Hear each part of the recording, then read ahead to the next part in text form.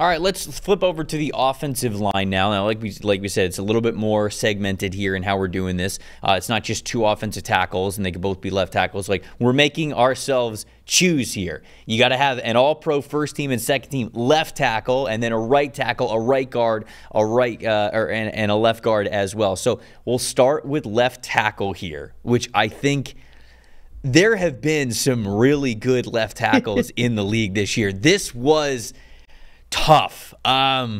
Ultimately, because I only get to choose one for the first team, I went with Teron Armstead as the first team player here. He has been awesome this year when he has certainly been out there. And it's just, I think a lot of people look at the Miami Dolphins and they go, man, why are they still hanging on Teron Armstead? He's getting older now. He's injury prone. He's going through a bunch of injuries. Like they need to move on from him. It's because when this guy's out there and he's playing, he is one of the best offensive linemen in the NFL still, and we see it this year.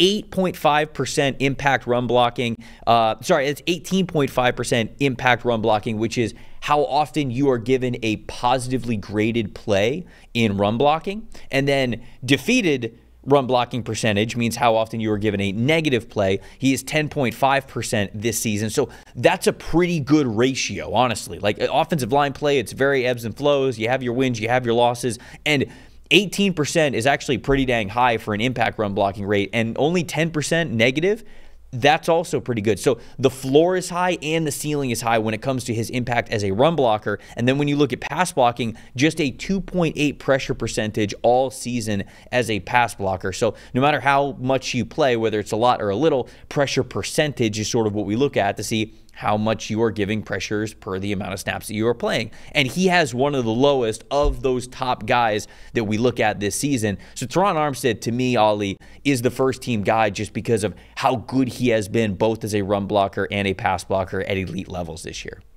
Yeah, and it's remarkable just how well he still moves, given all the injuries, the age that you mentioned. The thing with Armstead, I think, if you were going to make this team and if you plumped for him over some of the other top candidates, Slater, Williams, Darasaw, Wirfs, the matchups he's faced is a complete gauntlet just going on down the line.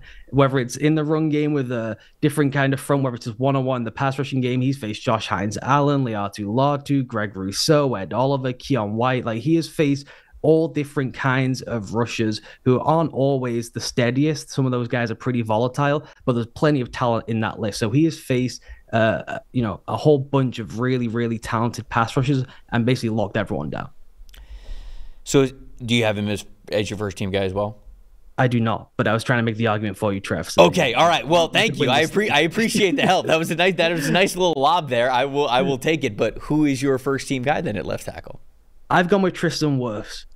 For a similar thing with the matchup thing, obviously, I don't think anyone would argue. He's got a 1.8% pressure rate conceded this year, Crazy, which is just, man. It doesn't even make any sense when I look at it. I'm like triple tape, looking through it, going like, this can't be right. Is this isolated to 2 weeks? Nope. This is a full season. He's dominating everyone. Run grade is slightly down a little bit, but he still makes crucial impact plays in the run game where he is the featured guy, the same way someone like a Penny Sewell would be for the Lions. And the only person who's given him any semblance of trouble all season is Aiden Hutchinson, who was, the best player in the league for 6 weeks or so before he got injured. And then a really odd sort of match against Clelin Ferrell, who gave him a couple of sticky points over 4 or 5 reps. But other than that, he has just shut down everyone all season. I agree, man. I thought now Jordan Mailata I think deserves a shout out, but obviously like his snaps are a little bit lower with him getting injured. I think Charles Cross has played well as well, so you could kind of look at which Charles Cross is kind of funny because we thought that he was just going to be a pass rush specialist. He was really going to struggle in the run game, but now it's a little bit different. Like he's blocking really well in the run game, and actually the pass blocking is a little bit lower this year, although he is bouncing back. So I think that at the end of the year, perhaps we could be giving this to Charles Cross, but ultimately, this second team spot at left tackle came down to Tristan Wirfs and Rashawn Slater for me, who I think Rashawn is also playing very well. Missed a little bit of time, but I think he is playing well. I think Tristan Wirfs deserves it because of what you said. Like the run blocking is down a little bit, but you could still see the flashes of really great plays in the run blocking. It just hasn't been as consistent as it's been in years past.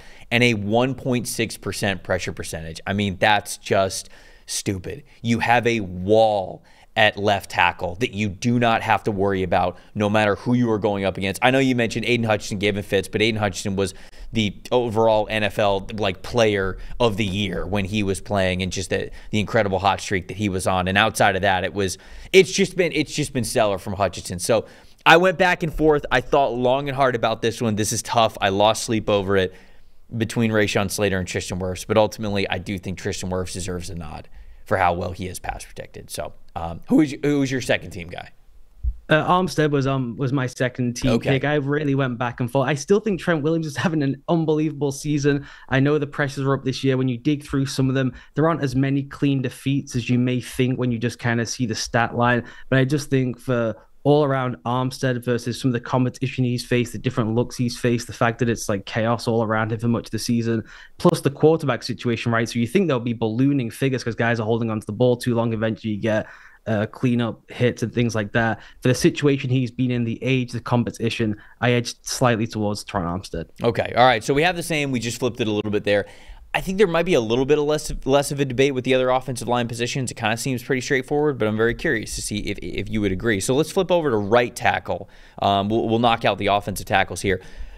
First team right tackle to me is Penei Sewell, and I don't think that there's that big of an argument against him. I'm curious if he is not your first team. And then the second team guy for me, I think there is a little bit of a debate with the second team guy. Lane Johnson, Zach Tom, Brian O'Neill. I think that you could throw Joel in there. I think that he's still a little bit further down the list, but there are a lot of guys playing really well at that right tackle spot. Ultimately, I had Penei Sewell as my first team at right tackle. I am going to keep Lane Johnson as my second team guy because I just still think that he is playing at such a high level in the way that he is playing. But who is your first and second team for the right tackle spots? Yeah, I have it the same way, and I went back and forth until about an hour ago. I had it flipped the other way, but the thing I think that Lane Johnson's been better purely in pass pro. You isolate away from play action, straight drop backs. I think Lane Johnson is the best tackle in the NFL as just a straight up pass protector. Future Hall of Famer, just completely dominant. I think where I just edge slightly towards Sewell is in the run game, he's just a different level of player than Johnson is anyway. And then he is the feature of everything they want to do, right? They want to set up the run game. They run behind him more than anyone else. They pull him, do creative things with him. Then it's about the play action world where outside of the straight drops where I said Lane is the best, Sewell is by far the best play action protector in the league. So the way they've built their offense is around the fact that the best player we have is this right tackle. You know, they're clubbing people week after week at this point. Offense is playing really well. Goff getting rid of the ball quickly, but so much of what they do in their offensive success is just built around the fact that the best player on their team is their right tackle now that Hutchinson's down. So I think for that alone, he just gets a slight nod for me above Lane, who I have in the second team. 1.0% pressure percentage from Lane Johnson is it's silly, man. He is one of the best offensive linemen that we've seen over the last few decades. I mean, he's one of the best offensive linemen I think that have ever played the game, to be honest with you. So let's move to left guard now. Left guard spots. I think there's, Lucas Patrick could have made this interesting if he doesn't get hurt, and I think maybe if the Saints just offensive line could have all stayed together because he was grading out really well, certainly in those first two games that we saw against the Panthers and the Cowboys, not just in run blocking, but also in pass protection as well. But, he was out of the lineup with an injury. Then there's been shuffling along the offensive line for the Saints, so it hasn't really looked the same.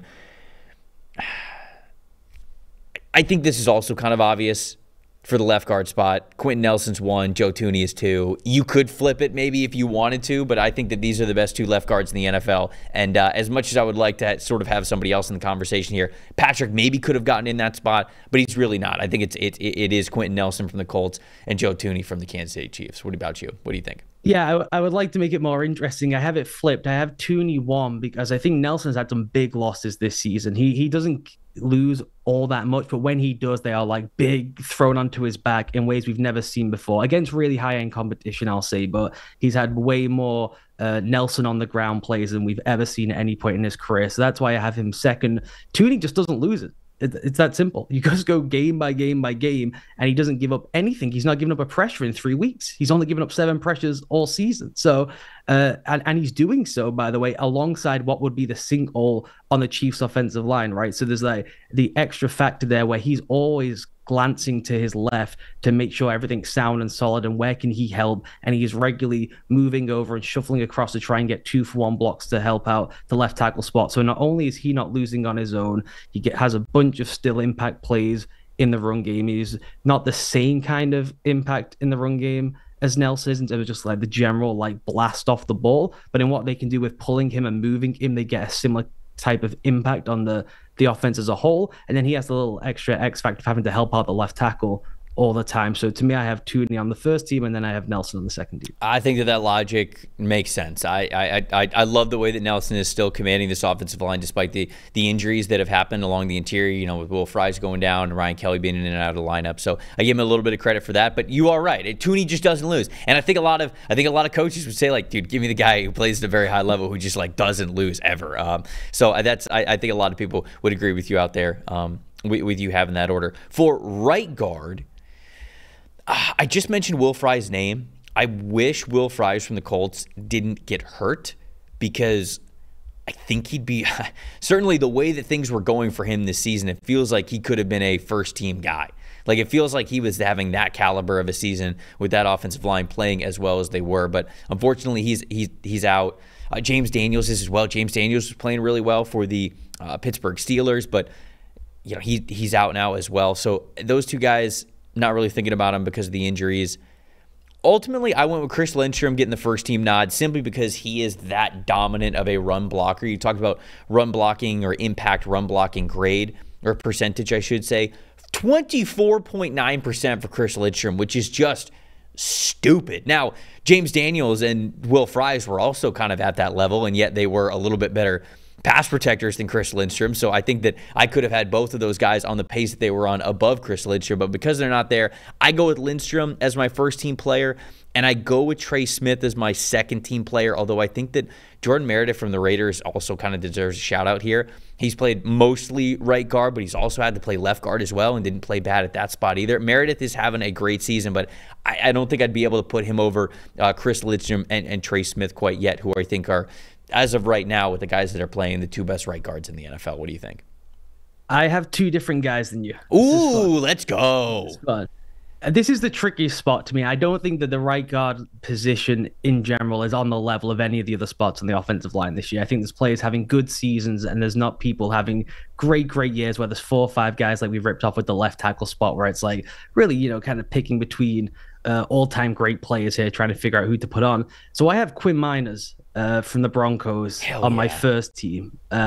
He had a really poor first couple of weeks this season where I think he's given up 7 pressures all season, and 3 of them came in the first week and then 2 came in the second week. And since then, he has just been clean for the entire year. Now they get a bunch of schematic help with the way they run the ball and a lot of the play action work they do, but he is mauling people on the wide zone base of their offense and then on combo blocks as well. And he just hasn't lost. We go back to the Joe Tooney point. Like, give me the guy who just isn't losing, who doesn't have any kind of pressure rate. And when he's lost, there's one against Christian Wilkins in week 4 where he gets just beat completely clean. And outside of that, the guy isn't always technically brilliant, but he just finds a way to stay in front of people and to battle through reps to not give easy and clean wins. And everyone's going to lose to Christian Wilkins once in a while. Those guys are unbelievable players. That's why they get paid the way they get paid. So I've gone with Quinn Miners on my first team. And then my second team, I went with Sam Cosmi, which is a pure heart over head choice to just kind of get in there.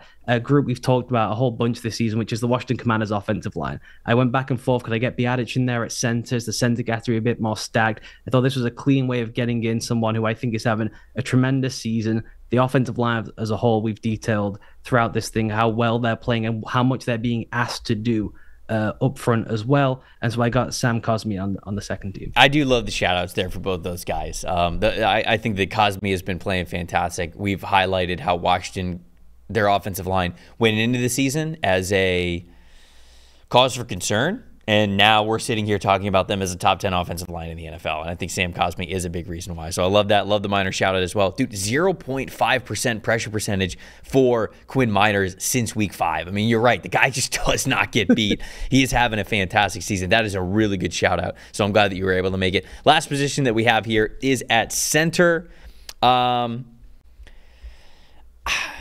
It's hard for me to not go with the two very obvious players. I think Creed Humphrey is number 1 here. I think that Creed Humphrey is going to get my first team nod. Second team, I feel like there's a little bit of a debate, but for the season that Tyler Linderbaum is having, I feel like it would be disingenuous to keep him off of this list. So ultimately, I think Creed Humphrey's the best center in the NFL. I think he is still playing as the best center in the NFL. So I will go with him as the first team player. I will go with Tyler Linderbaum as my second. But I think specifically, if you want to look at even just recency, you talk about, okay, Quinn Myers, he struggled a little bit early on in the season, but really since a certain point, he's been fantastic.